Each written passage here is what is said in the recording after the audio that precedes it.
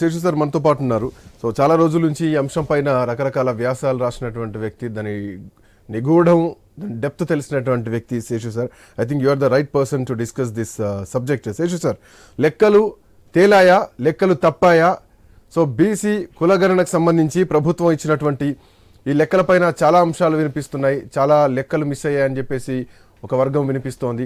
Even నిన్న కూడా వరంగల్లో ఒక భారీ బీసీ బహిరంగ సభ కూడా జరిగింది. అక్కడ నుంచి రాష్ట్ర ప్రభుత్వానికి కూడా ఒక అల్టిమేటం కూడా బీసీ సంఘం నాయకులంతా ఇవ్వడం జరిగింది. సో కాంగ్రెస్ పార్టీ మాకు చిత్తశుద్ధి ఉంది, మేము బీసీలు లెక్కలు తేల్చినామని చెప్తున్నారు. బట్ అటు బీసీ సంఘం నుంచి కానీ ఇటు కొత్త ప్రతిపక్ష పార్టీల నుంచి కానీ చాలా తప్పుడు లెక్కలు వచ్చాయని చెప్తున్నారు. మరోవైపు ఇది ఇక ఆగేలాగలేదు. తొందరలోనే మంత్రివర్గ సమావేశం జరగబోతోంది. సో ఆ తర్వాత దీన్ని అసెంబ్లీ సమావేశంలో ఒక లఘు చర్చ కూడా జరగబోతోంది. ఆ తర్వాత కేంద్రానికి కూడా పంపించబోతున్నారు. సో చకచక పనులు జరగబోతున్నాయి. ఏంటి వాట్ నెక్స్ట్? శశి సార్, మీరు మ్యూట్లో ఉన్నట్టున్నారు.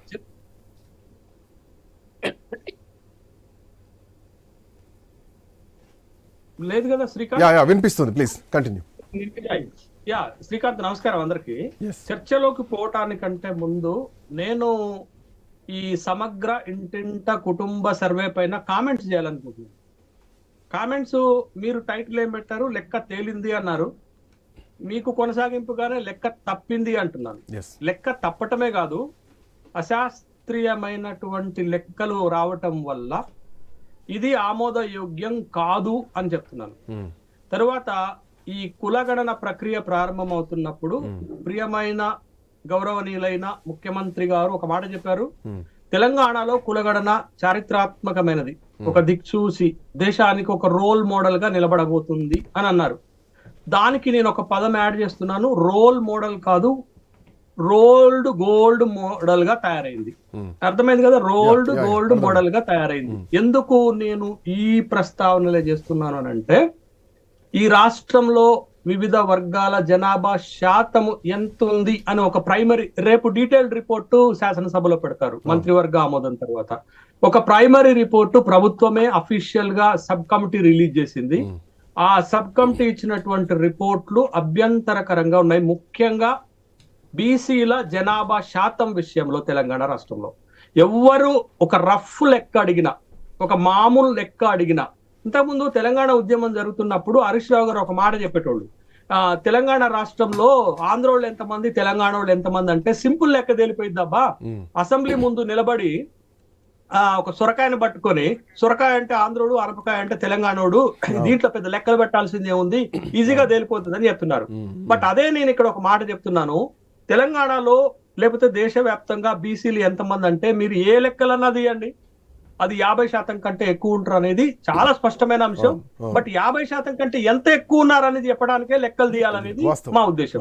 కానీ ఇవాళ తెలంగాణ రాష్ట్ర ప్రభుత్వము బయటపెట్టినటువంటి లెక్కను చూస్తే బీసీలు 46.25% ఉన్నారు అని అన్నారు.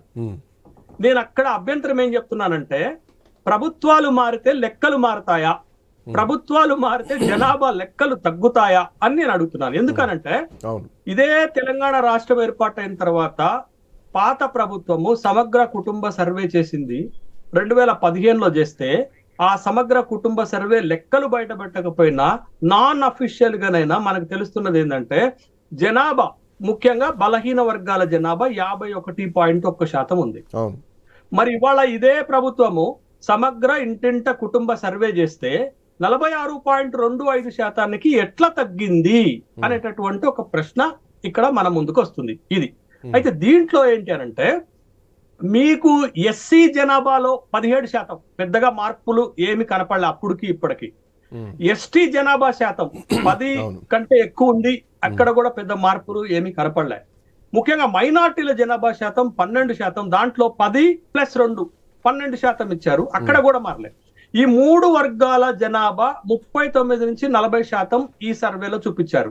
ఇక 40% పోయిన తర్వాత మిగిలింది ఎంత? 60%. ఈ 60%లో మీకు అప్పర్ కాస్ట్ ఓసీల జనాభా శాతాన్ని వాళ్ళు చూపించింది 15.79%, అంటే రమారమి 16% చూపించారు. అంటే మిగిలింది ఎంత? ఇంకా 45, 44, 45, 46. ఆ 46% బీసీలకు చూపించారు. ఇది వాళ్ళు చేసింది. ఎందుకు ఈ లెక్క తీశారు, ఈ లెక్క మన ముందుకు పెట్టారంటే, దీంట్లో రెండు కారణాలు ఉన్నాయి. ఒకటి, లేని ఓసీ జనాభాను ఎక్కువ చేసి చూపించారు, ఉన్నటువంటి బీసీ జనాభాను తక్కువ చేసి చూపించారు. ఎందుకు నేను ఈ మాట చెప్తున్నాను అనేది మనకి ఒక ఎవిడెంట్ కావాలి. ఒక rough question sir, rough question common man కూడా అర్థమయ్యేది. ఎంత పర్సెంట్ అనే కంటే ఎంత పెంచారు, ఎంత తగ్గించారు, లెక్కల్లో చెప్పగలుగుతారా? చెప్తాను అదే. ఇప్పుడు నేను చెప్తున్నది ఏంటది, ఈడబ్ల్యూఎస్ రిజర్వేషన్ 10% ఇచ్చారు. మీరు సహజంగా ఓసీల జనాభా 7 నుంచి 8% ఉంటుంది తెలంగాణలో. 7 నుంచి 8% లేకపోతే 10% చూపెడితే ఆ రిజర్వేషన్ల వ్యాలిడిటీ దెబ్బతింటుంది. కాబట్టి ప్రభుత్వం అక్కడ 15.79% పెంచి ఇక్కడికి వచ్చి ఏం చేశారంటే బీసీలు ప్రపోర్షనేట్ రిజర్వేషన్స్ అడుగుతున్నారు. ఇందాక తమ్ముడు రిప్రజెంటేటివ్ రిజర్వేషన్స్ గురించి చెప్పాడు. ప్రపోర్షనేట్ రిజర్వేషన్స్ గురించి అడుగుతున్నారు. మేమెంతో మాకంత వాటా ఇవ్వండి అని అడుగుతున్నారు. దాంట్లో వీళ్ళు చూపించింది ఏంటది, 46% తెలంగాణలో బీసీలు ఉంటే మేము 42% రిజర్వేషన్లు స్థానిక సంస్థల్లో ఇస్తున్నాము అని చెప్పడానికి ఇదొక మేనేజ్మెంట్ చేశారు.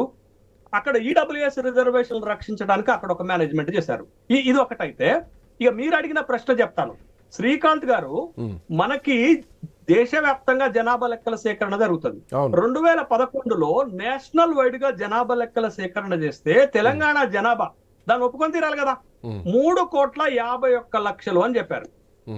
ఇప్పుడు ఈ సర్వే రిపోర్ట్ ఏం చెప్తుంది శ్రీకాంత్ గారు, తెలంగాణలో జనాభా 4,10,00,000 ఉంటే 3,54,00,000 అని చెప్తున్నారు. అంటే ఈ 10 ఏళ్లలో తెలంగాణలో పెరిగిన జనాభా 3 లక్షలేనా అనేటటువంటి ప్రశ్న వస్తుంది. మీకు సమగ్ర కుటుంబ సర్వేలో తెలంగాణలో బీసీలు 1,88,00,000 ఉంటే వీళ్ల లెక్క ప్రకారం తెలంగాణలో బీసీలు 1,64,00,000 మాత్రమే చూపించారు. అంటే 24 లక్షల జనాభాని తగ్గించి చూపించారు. అదే విధంగా 6 కంటే ఎక్కువ శాతం జనాభాను తగ్గించి చూపించారు అనేటటువంటి విషయాన్ని మనం గమనించాలి.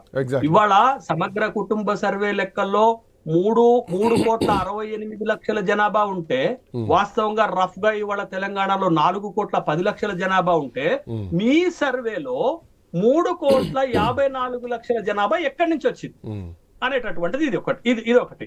ఎక్కడన్నా జనాభా పెరుగుతుంది, జనాభా పర్సంటేజ్ పెరుగుతుంది, కానీ అదేం విచిత్రమో గాని అందరిది పెరిగింది, ఒక్క బీసీలదు పెరగకపోగా మైనస్ లో పోయింది, తగ్గిపోయింది అనేటటువంటి విషయాన్ని ఇక్కడ మనం చూపించాలా.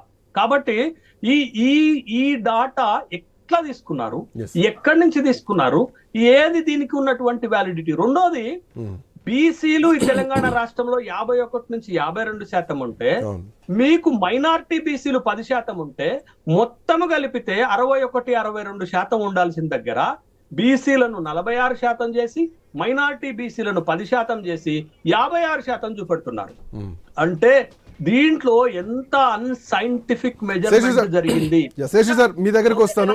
తెలంగాణలో కులగణన పైన జరిగినటువంటి సర్వే ఏదైతే ఉందో దాంట్లో ప్రభుత్వం ఒక లెక్క తేల్చింది, కానీ అసలు లెక్క ఇంకా తేల్చాలి అన్నది ఈరోజు తెలంగాణలో వినిపిస్తున్నటువంటి ప్రధానమైనటువంటి అంశం. దీంట్లో తప్పుల తడకగా ఉంది. మొత్తం దరిదాపు 51% బలహీన వర్గాలు ఉంటే ఇందులో 60% వరకు, అంటే 51% నుంచి 52% వరకు బీసీలు ఉంటే, మైనార్టీ బీసీలు దరిదాపు ఒక 10% ఉంటే 61% ఉండాల్సినటువంటి బీసీలు తగ్గించి 42%కి చేసి ఓవరాల్గా మైనార్టీ బీసీలను కలుపుకొని 50%కి పైగా చూపించడం జరిగింది. సో ఇట్లా నేపథ్యంలో ఈ అంశం ఇప్పుడు ప్రధానంగా చర్చనీయాంశంగా మారింది తెలంగాణలో. సో లెక్క తప్పింది, 56% అనేది తప్పుడు లెక్క అన్నది బీసీ వర్గాల నుంచి వినిపిస్తున్నటువంటి మాట. మరోవైపు ఇందాక కాంగ్రెస్ పార్టీ నాయకులు తేజావతి వెంకట్ గారు మాట్లాడుతూ ఒక 3% మాకు సపోర్ట్ చేయలేదు, సో మేము చేయలేకపోయామని ఒప్పుకున్నారు. సో గతంలో కేసీఆర్ చేసినటువంటి సర్వే కూడా అక్కడ ఉంది. సో అది కాదని మళ్ళీ మీరు కొత్త సర్వే చేయడం జరిగింది. ఈ కొత్త సర్వే చేస్తే దరిదాపు 20 లక్షల మంది ఈ రోజు మిస్ అయ్యారు, లెక్కల్లో లేకుండా పోయారన్నది ప్రధానంగా వినిపిస్తున్నటువంటి అంశం. శేషు సార్, సో 2 సర్వేలు ఉన్నాయి మన ముందు. ఒకటి కాంగ్రెస్ పార్టీ ప్రభుత్వం చేసినటువంటి సర్వే, గతంలో కేసీఆర్ చేసినటువంటి సర్వే కూడా ఉంది. సో ఈ లెక్కన గత సర్వేకి ఈ సర్వేకి తేడా ఏంటి, వచ్చినటువంటి రిజల్ట్ని మీ మాటలు కంటిన్యూ చేస్తూ దీన్ని కూడా కొంత ప్రస్తావిస్తే బాగుంటుంది. శేషు సార్, రెండు పాయింట్ చెప్తాను శ్రీకాంత్ గారు. ఇప్పుడు ఈ రిపోర్ట్ ఇస్తున్న సందర్భంలో వాళ్ళు ఏం చెప్పారంటే తెలంగాణ రాష్ట్రంలో 1,17,00,000 కుటుంబాలు ఉంటే మేము 1,12,00,000 కుటుంబాలను మాత్రమే కనెక్ట్ చేశామని చెప్పారు. దరిదాపు ఈ సర్వేలోకి 3.1% కుటుంబాలు రాలేదని చెప్పారు.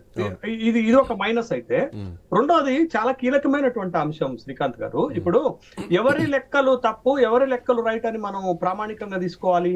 ఇప్పుడు ఇటీవలనే సెంట్రల్ ఎలక్షన్ కమిషన్ ఏం చెప్పింది అంటే, తెలంగాణ రాష్ట్రంలో 3,35,00,000 ఓటర్లు ఉన్నారని చెప్పింది. ఇది చెప్పి కూడా 10-15 రోజులు అవుతుంది. మరి వీళ్ళ సర్వే రిపోర్ట్ లో తెలంగాణ రాష్ట్రంలో 3,54,00,000 మంది ఉన్నారని చెప్తున్నారు. అంటే ఓటర్లకి ప్రజలకు ఉన్న తేడా 19 లక్షలేనా? అంటే తెలంగాణలో ఓట్లు లేని వాళ్ళు 19 లక్షలు ఉన్నారా? అంటే చిన్నపిల్లలు 18 సంవత్సరాలకు బిలో ఉన్నటువంటి వాళ్ళు వీళ్ళేనా అనేటటువంటి ప్రశ్న ఈ సర్వేలో వీళ్ళు ఇచ్చినటువంటి రిపోర్టు తప్పు అని చెప్పడానికి ఇది ఒక ప్రామాణికంగా తీసుకోవచ్చు కదా మనం.